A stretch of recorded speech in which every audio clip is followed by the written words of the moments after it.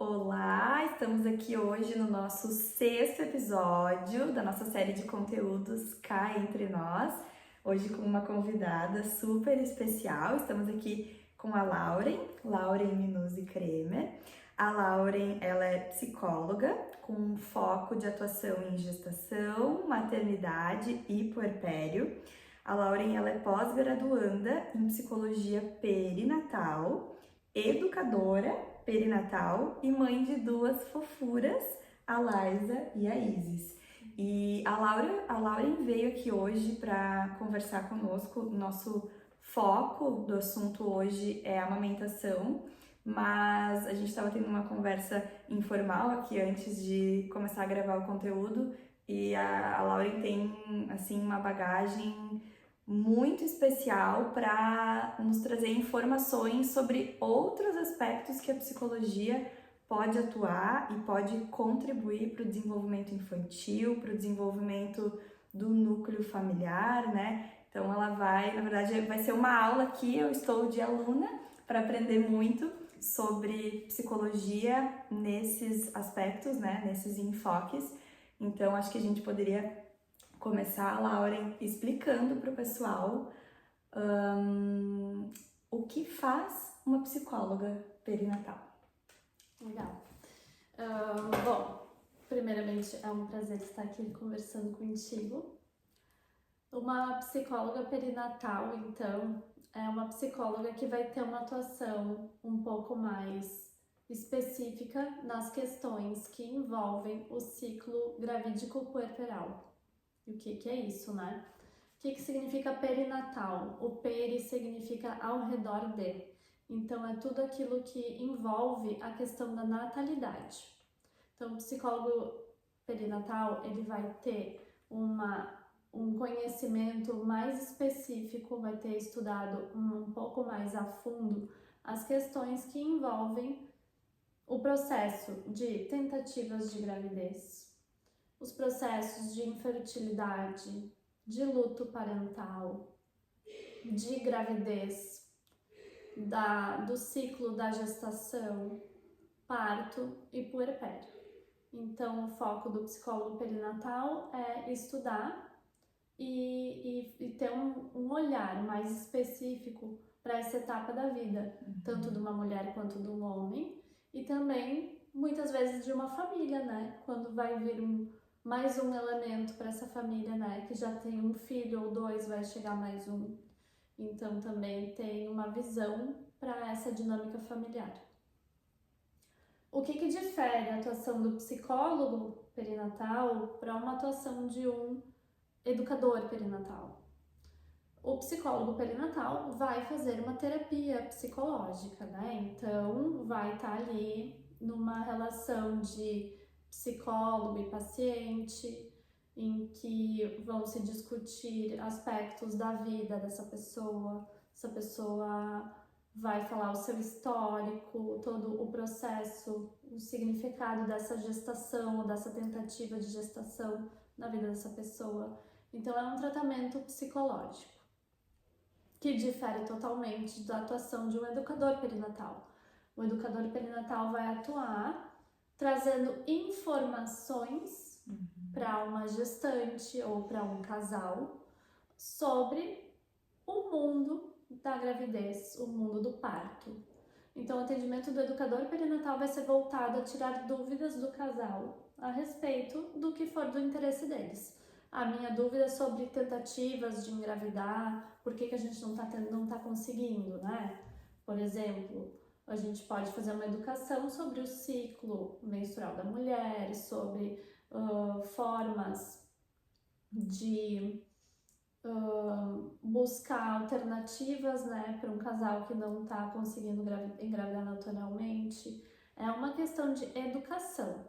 Pode ser educação a respeito da gestação, o que eu vou passar, né? O que significa cada trimestre, que exames que eu tenho que fazer, quais são os marcos gestacionais. E educação também pode ser a respeito do parto ou do puerpério, né? Porque o trabalho de parto, ele é separado em fases. Existe a fase latente, a fase ativa fase expulsiva, dequitação, né? Existem os pródomos. Então, o educador perinatal vai estar lá para auxiliar esse casal a entender esse trabalho de parto e poder vivenciar esse trabalho de parto na sua plenitude. Também educar o casal significa também garantir direitos. Garantir direitos dessa mulher, garantir direitos deste bebê. Por quê? Muitas pessoas acreditam que vão ter um parto natural e que ele vai ser 100% assim natural, não vai ter intervenção nenhuma, né? Quando a pessoa decide o parto natural, ela já imagina isso. Mas o que é a realidade do Brasil? Bom, a gente tem uma realidade de que no sistema público, no SUS, nós temos 57% de cesarianas. Então, mais da metade dos partos são parto cesariano. E na rede privada, a realidade do Brasil é de mais de 80% de parto cesariana. Então, os partos naturais ficam abaixo de 20%. É muito pouca coisa, né? E o que se percebe? Se percebe nos estudos que as mulheres iniciam o pré-natal desejando um parto natural. Se a maioria das mulheres deseja um parto natural, como que é o nosso índice na rede privada de 80%? Porque existe muita indicação de cesariana e que sim, em muitos casos, são cesarianas que são indicadas por motivos que não são aqueles motivos que te encaminham para uma cesariana necessária, né? E no momento em que o casal, não só a gestante, né, não só a mulher, mas que o casal conhece as reais indicações de uma cesariana, eles vão conseguir encontrar um profissional que vai dar o real suporte, né, que eles precisam. Porque quando tu tá educado sobre o parto, quando tu conhece, tem informação, tu consegue questionar o profissional da saúde. Tu consegue compreender se esse profissional da saúde vai, na hora H, te influenciar a fazer uma cesariana. Quando tu tem informação, tu não se deixa levar por achismos desse profissional, né? Então, tu vai saber escolher quem tu quer junto contigo na sala de parto. Então, a educação perinatal tem a ver com isso, né? Com educar. Diferentemente da psicologia perinatal. A psicologia vai entrar com a intervenção, um plano terapêutico, né? Pode entrar com uma psicoterapia breve. Por quê? Porque a gravidez, ela gera estresse e ansiedade, naturalmente, né? Essa pessoa pode ter uma vida plena, mas a gravidez vai ter mudança hormonal, vai ter mudança estética da mulher, vai ter mudança de papel dessa mulher também. Talvez ela vai ter que largar o emprego, talvez ela vai se sentir sobrecarregada. Então a psicologia tá ali para dar o suporte emocional e psicológico que a gestante precisa neste momento. Então, a psicologia perinatal, ela vai estar ali para dar o suporte emocional e psíquico para essa mulher, porque a gestação, ela acarreta transformações psíquicas. Ela é um momento de desenvolvimento, ela é um momento de alterações no status dessa pessoa, né? Ela vai sair de um status de filha para um status de mãe, a responsabilidade familiar muda, a dinâmica familiar muda. Então, são muitos aspectos que permeiam a subjetividade dessa mulher e que precisam e merecem ser trabalhados, né? Merecem um cuidado. Então, além do acompanhamento psicológico durante a gestação ou durante a tentativa, durante o puerpério, o psicólogo perinatal também pode estar presente na sala de parto? Quando que o psicólogo é requisitado, né? Quando essa gestante desejar. Vou desenhar alguns cenários possíveis que o psicólogo pode estar atuando junto no trabalho de parto, estar acompanhando a gestante. Pode ser por desejo da gestante, por ela já sofrer de algum transtorno de personalidade, ou mesmo casos de depressão, ou transtorno do pânico, que essa mulher não se sente segura de estar lá desacompanhada, mesmo que tenha a companhia do marido, ela pode querer um apoio psicológico junto. Especializado, né? Isso. Então, este é um cenário possível do psicólogo estar na sala de parto. Outra possibilidade, e é o que mais vem acontecendo no Brasil, é do psicólogo estar presente em casos em que o feto possui alguma patologia cardíaca. Existem casos em que o bebê vai precisar de uma cirurgia assim que nasce. Existem casos de que ele consegue, às vezes, passar algumas horas com essa família antes de ser encaminhado para a cirurgia, mas o maior número de vezes que o psicólogo está entrando em sala de parto no Brasil hoje é por causa de patologias cardíacas, então, para dar o suporte para essa família, porque não é um momento fácil. Essa mãe, né, a mãe de um bebê que vai passar por uma cirurgia, 95% dos casos vai ser uma cesariana, vai ser um procedimento, porque esse bebê vai precisar de um atendimento urgente, é uma emergência. Ele precisa ser extraído. Né? Precisa, na maioria dos casos, sim. E muitas vezes esses pais não vão conseguir ter contato com o filho e eles vão passar esse tempo sem saber se o filho vai sobreviver à cirurgia. Então, este é um dos motivos que o psicólogo está sendo mais requisitado na cena de parto no Brasil hoje. Mas existem outras razões, né? E o principal deles é o desejo da gestante. Mesmo em casos de patologia cardíaca, vai ter a gestante que não deseja o acompanhamento. Então, é a escolha da gestante que importa. Sim, perfeito. E entrando no assunto amamentação, de que forma a psicologia atua nessa rede de apoio da gestante que deseja amamentar? De que forma esse acompanhamento psicológico pode contribuir para esse momento? Bom, eu acho que a gente pode começar esse assunto lembrando que a amamentação, ela tem uma relação muito grande com os hormônios, né? Então, quando a gente está falando de hormônio, a gente não pode separar disso a questão psicológica. Porque altos níveis de estresse e ansiedade vão interferir diretamente nessa amamentação. Perfeito. Então, o psicólogo, ele vai trabalhar com a subjetividade da gestante, né? O que é subjetividade? O que te faz, né, ser quem tu é? O que faz a Luísa ser a Luísa? A história de vida dela. Então, quando a gente fala sobre amamentação, a gente tem que entender, o psicólogo vai entender, quais foram as possibilidades do parto dessa criança.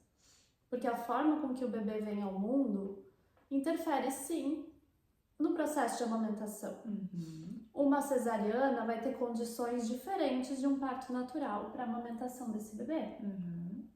Então, investigar se esse bebê foi possibilitado a esse bebê ser amamentado na primeira hora de vida, vai impactar nessa amamentação depois, né? Então, houve a golden hour, né? Se não houve, por que não houve? Foi por uma emergência obstétrica, a mãe precisou de atendimento e o bebê não pôde ficar com ela. Isso tudo, essas peculiaridades do caso de cada pessoa vai ter impacto na amamentação. E precisa ter uma atenção, porque vai fazer parte da história dessa mãe e desse bebê. E muitas vezes uma dificuldade na amamentação que pode surgir dali 2 semanas tem a ver com este primeiro momento. Pode muito bem ter a ver. Então, voltando, né, para as questões dos hormônios. Uma mãe que está tendo ansiedade ou estresse, altos níveis de ansiedade e estresse, vai largar hormônios desfavoráveis à amamentação, que pode gerar, consequentemente, uma redução na demanda de leite. Uma baixa produção. Isso mesmo. Então, por isso que é importante, né? O olhar do psicólogo pode ser importante para uma questão de um bebê não estar conseguindo obter o nutriente necessário, né? Porque a amamentação, ela é um composto, ela é um híbrido entre o biológico e o cultural. Quando a gente fala de biológico, a gente pensa em organismo, né? Em seio, em nutrição, em leite.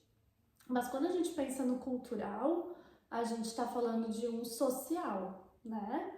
E se a gente está falando de social, a gente está falando de subjetividade. Então, se essa mãe não está recebendo um apoio, essa amamentação pode sim ser dificultada. Se essa mulher não tem uma rede de apoio que dá a segurança que ela precisa, que esteja bem informada para dar segurança a essa mãe, né? Porque muitas vezes é isso, assim, a mãe dessa mãe, a sogra, né? Costuma ser a rede de apoio, que foram muitas vezes cenários completamente diferentes, experiências completamente diferentes. Então essa rede de apoio vem com o viés das suas experiências.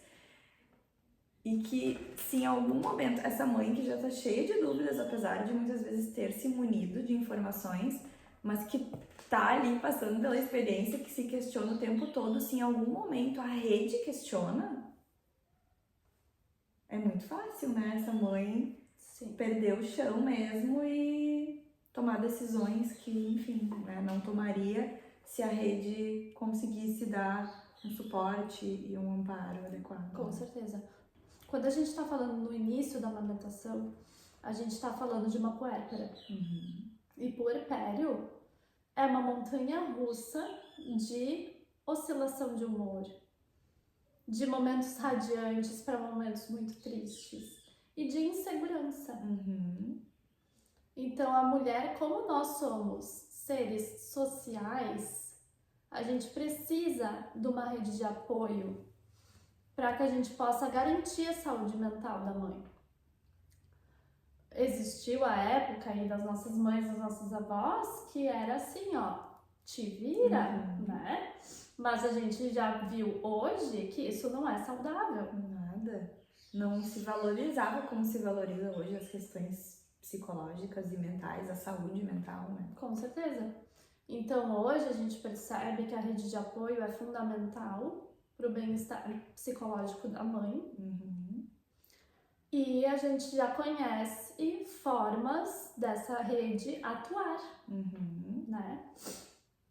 E importante também destacar que o pai não é rede de apoio.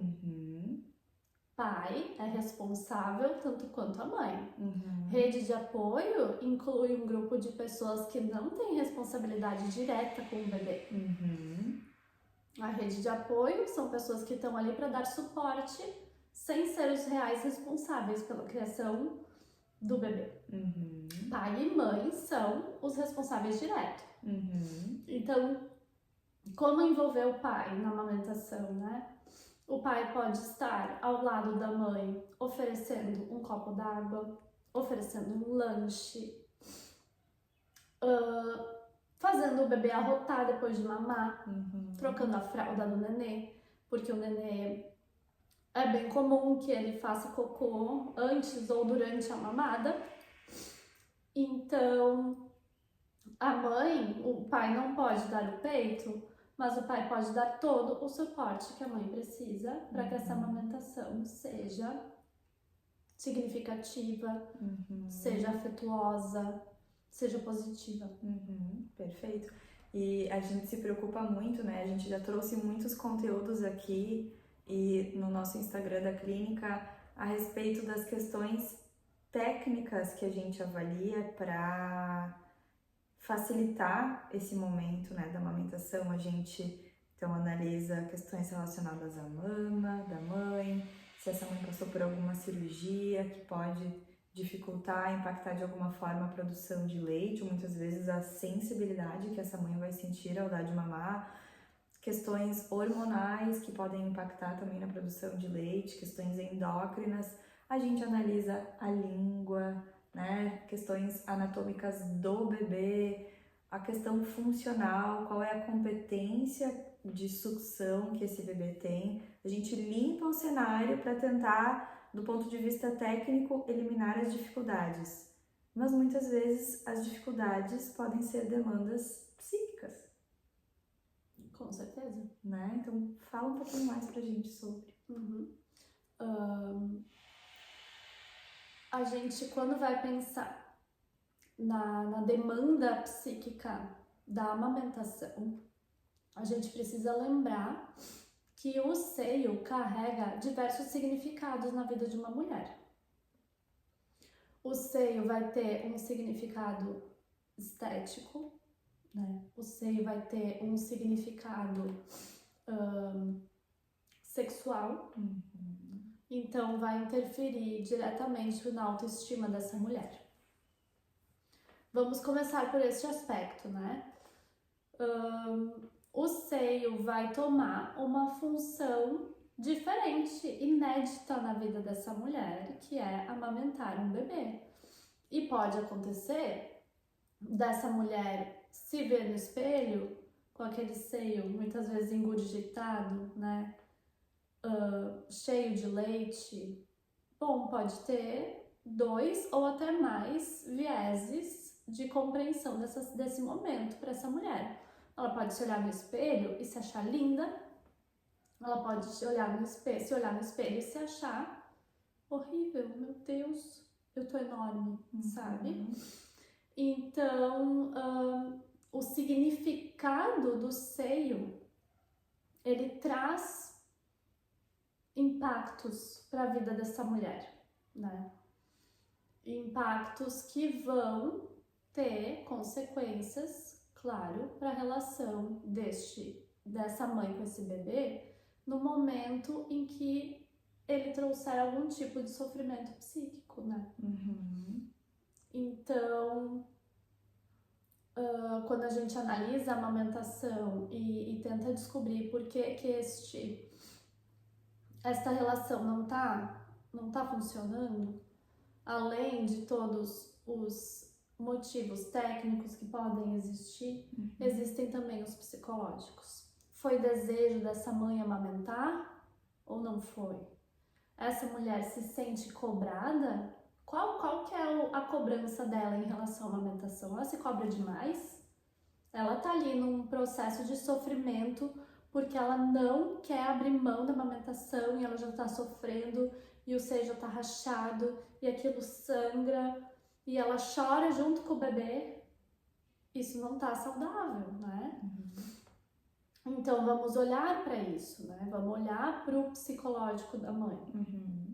E entender que no momento em que a mãe está num sofrimento psicológico, um sofrimento psíquico ao amamentar, ela não está oferecendo um dos benefícios da amamentação para esse bebê, que é o benefício do vínculo, do afeto, do olhar materno. Quando essa mãe está em sofrimento, ela não está conseguindo estabelecer uma relação que seja benéfica para o desenvolvimento psíquico do bebê. E é neste momento em que a mamadeira surge como um substituto e esse talvez seja um das únicas substituições em que a mamadeira é equivalente, né? Tipo, a mamadeira não vai ser equivalente a um seio numa questão da sucção do nenê, né? Mas no ponto do vínculo, ela pode ser igual. Porque se a gente for colocar numa balança, uma mãe que tá dando o seio, mas tá sofrendo, ela vai estar estabelecendo uma relação ruim. Enquanto que essa mesma mãe dando uma mamadeira, estando contente, alegre, vendo que o seu bebê tá se nutrindo, ela vai se acalmar. Ela vai conseguir transmitir o afeto que o bebê precisa. Então, neste caso, a mamadeira tem uma função espetacular. Porque a mãe que tá sofrendo, ela não vai conseguir dar o suporte que o bebê precisa para se desenvolver psiquicamente, né? E pode ser uma questão pontual. Vamos dar, né, essa mamadeira, não precisa ser mamadeira, existem outras formas, né? Copinho, colher. O pai pode fazer essa função também quando necessário. Mas pode ser uma questão pontual, pode ser assim, até essa ferida cicatrizar. Então vamos usar a mamadeira, neste caso, para acalmar essa mãe. De forma transitória, né? Ou permanente, enfim. E eu acho que é isso, né? Como profissionais da saúde, a nossa responsabilidade é garantir informação para as famílias. Então, a gente precisa entender quais são os malefícios de uma sucção, né, na mamadeira, na chupeta, mas a gente precisa entender também esses outros aspectos, né?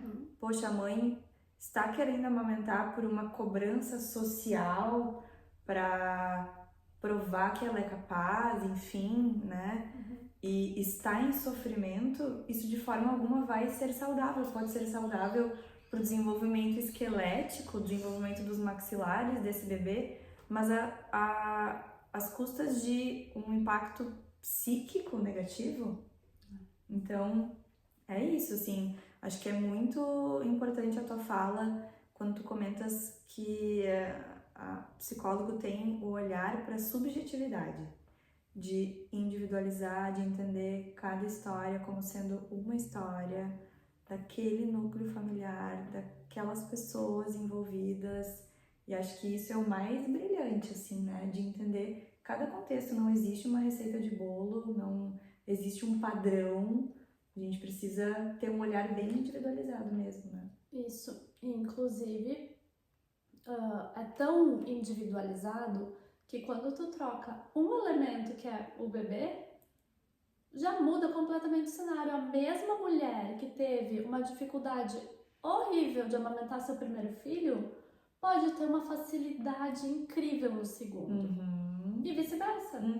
O primeiro pode ter sido, gente, teve uma pega, foi tudo perfeito, e o segundo ter dificuldade.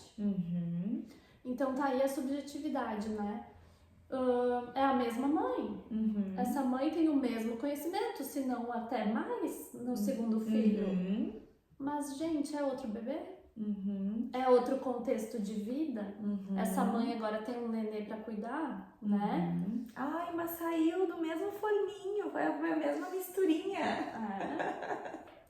Mas é isso, né, que mais uma vez que é a subjetividade. A subjetividade. Então, também mães, não se comparem, não comparem uma gestação com a outra.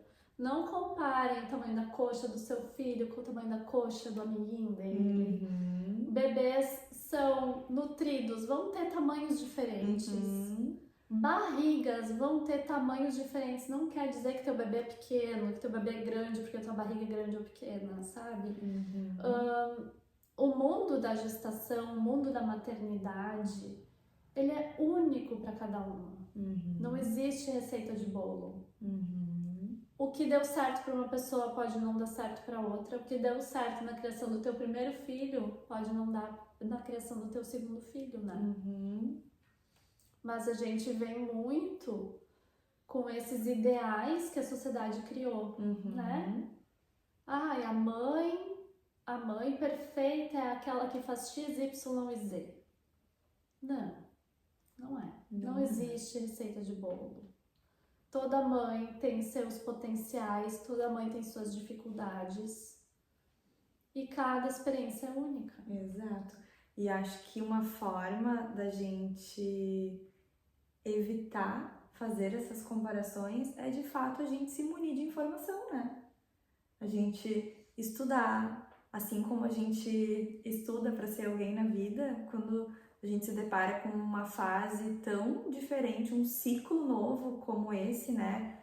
Esse ciclo perinatal, a gente precisa estudar. A gente não, assim como é errado, é falho dizer que a amamentação é instintiva, acho que gestar também não é algo tão instintivo assim. A gente precisa se preparar e o preparo, a informação é o que vai garantir segurança, né, para essa mãe, a rede de apoio estar bem informada também para garantir ainda mais segurança a essa mãe e para que a gente consiga, lógico que o amparo psicológico também, né, o amparo profissional, mas para a gente ter assim, para estarmos empoderados, para ter senso crítico e gerir melhor as emoções e as dúvidas, né, que permeiam essa fase.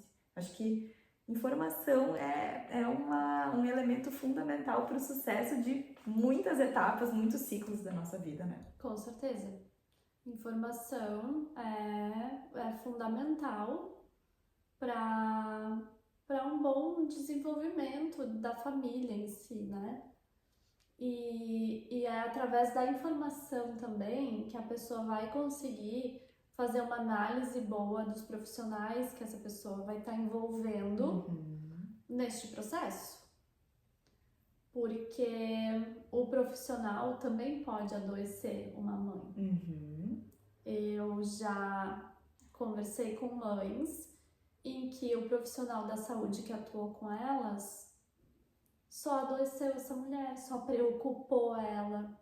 E muitas vezes, um caso específico, culpabilizou a mãe pelo insucesso da amamentação. Poxa vida. Gente, essa mãe, a mãe do puerpério, ela tá num momento de vulnerabilidade. É um momento em que ela precisa de suporte. E aquele profissional não olhou a questão particular daquela mulher.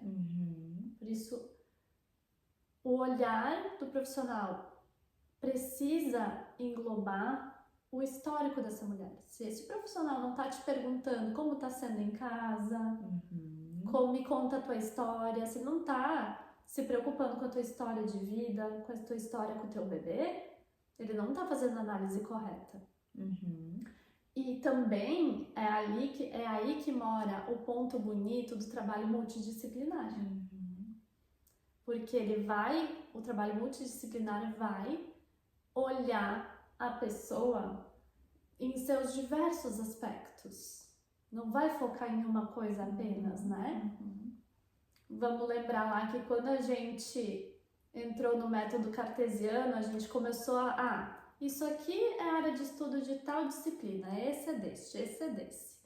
Mas nós somos um organismo e a gente não separa o que é a minha vontade de amamentar, né, da necessidade do meu bebê. A gente não separa essas coisas. Então, o atendimento multidisciplinar, e principalmente na amamentação, é muito importante. Porque é isso, nós somos um ser composto de vários aspectos. Não devemos observar cada um individualmente como se não dependesse do outro. Então, o sucesso da amamentação está nisso, em compreender todos os aspectos dela. Então, falando de um acompanhamento multidisciplinar para essa gestante, para essa puérpera e para esse bebê, acho que seria legal a gente elencar alguns profissionais que podem estar auxiliando, né, nos desafios que vêm. Então, enquanto gestante, o mais evidente de todos, né, é o obstetra e o pediatra, né? O acompanhamento psicológico durante a gestação e puerpério. E daí, a partir do momento que o bebê nasce, nós também podemos incluir outros profissionais no cuidado, né, dos desafios. Podemos incluir um fisioterapeuta pélvico, no caso da mãe, né, para uma correção aí de algum desconforto ou alguma questão relacionada ao períneo ou diástase. Dentista, né? Odontopediatra, pra gente, do ponto de vista técnico, ter um olhar mais específico para amamentação. Fono, especialista na área também, né? Nutri materno-infantil para ajudar no período gestacional e depois nas questões do bebê também, né? Pensando já depois um pouquinho na introdução alimentar. Acho que Nutri é um profissional importante também. Fisioterapeuta, osteopata. Isso, as consultoras de amamentação, né? Fundamental. Que podem ter sua formação tanto quanto fono, quanto como enfermeiras, né? Perfeito. Doulas no período do parto, Com né? certeza. Enfermeiras obstetras. Que podem estar atuando no trabalho de parto também, fornecendo apoio mental para a mãe, apoio a diversas formas de remediar essa dor que a mãe sente no trabalho de parto. Uma rede de profissionais. Existe uma rede bem completa, né? Que cabe, e eu acho super válido da gestante ou da mãe buscar esses profissionais na sua rede, né, de saúde, na sua cidade, porque são apoios muito importantes e que podem dar resultados significativos, né, na amamentação, no vínculo mãe-bebê, na relação familiar. Legal. Eu amei. Muito obrigada, Lauren, pela tua disponibilidade, por trazer a tua expertise aqui pra gente, para as pessoas que estão acompanhando esse vídeo. Acho que eu aprendi muito, então eu tenho certeza que quem vai nos acompanhar também vai entender muito mais a fundo da importância, então, do psicólogo, da psicóloga nesse momento, né, importante da vida. Então, eu te agradeço imensamente e vou convidar o pessoal que está assistindo esse vídeo a te acompanhar também nas suas redes sociais. Então, conta pro pessoal como que eles podem te encontrar. Sim, vocês podem me encontrar no Instagram, é laurenminuzzi.psi. Podem me chamar para qualquer dúvida. Quero também agradecer. Eu acho que o meu lema de vida é que divulgar e disseminar informação empodera. Então, estejam, né, à vontade para entrar no meu Instagram. Eu divulgo algumas informações por ali. Muitas informações ela divulga, posts lindos e com informações importantes. Isso, e me chamem para qualquer dúvida. Obrigada mais uma vez. Imagina, e obrigada por estar ofertando esse espaço, porque é um dos meios que as famílias têm, né? De ter acesso. Isso aí. A essas informações. Isso aí. E se vocês têm também alguma dúvida, algum questionamento, podem colocar aqui nos comentários, inclusive sugestões sobre outros temas que talvez a gente não tenha trazido aqui e que possam ser interessantes também. Obrigada. Joia, eu que agradeço. Até a próxima!